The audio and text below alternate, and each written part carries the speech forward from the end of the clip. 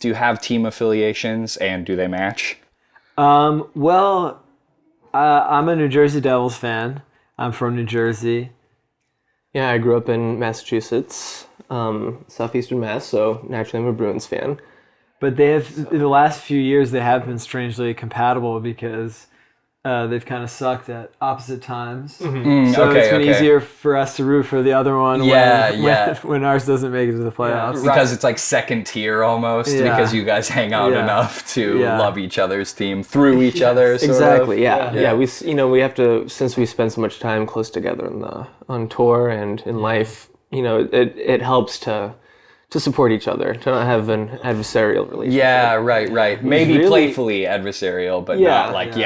I mean, until we meet in the playoffs, we'll see. Yeah. It hasn't happened since we've known each other. Yeah. Did you skate just because you played hockey growing up, or skating was just something that was a part of your life? I got into hockey early. That was my main focus in life before music. Was hockey. Cool. And I went to prep school specifically to play hockey.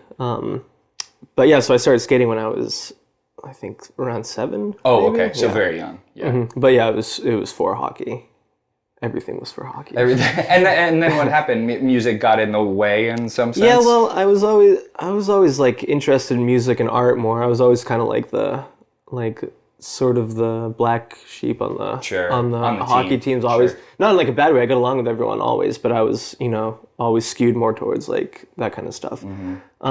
And then in high school, I just had too many concussions, so I couldn't play anymore. And that really unlocked some creative potential. Concussion number 3 made you Picasso. And that's when I wrote my first record, So it sort of just was a natural progression. Right. What about you, man? What's your origins in hockey? When did you start getting into it? Well, I did a lot of roller hockey when I was a kid. Cool. Just with buddies. Yeah.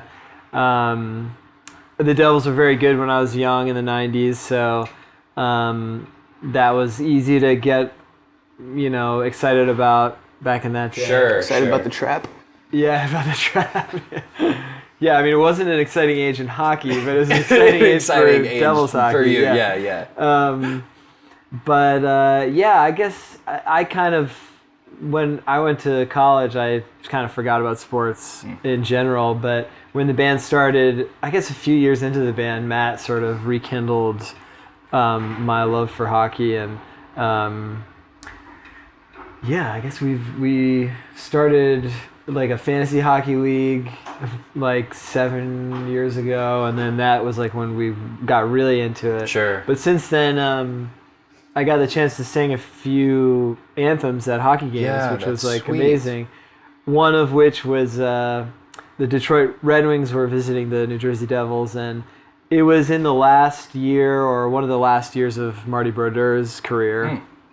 And I was so psyched because he was a childhood hero. He was a legendary athlete, and I got to sing the anthem right in front of him. So I bought his jersey, and I was right there, and he was right at the end. He was slapping his pads stuff, just getting amped up. I got chills, and I was this is so cool. This is one of the best things ever. And then so as soon as I finished the anthem, they escorted me really quickly to these amazing seats. You get great seats when you sing the anthem. Yeah, right on. And but as we were getting into the elevator, I hear the crowd cheer super loud, and I'm oh, it must have been a goal.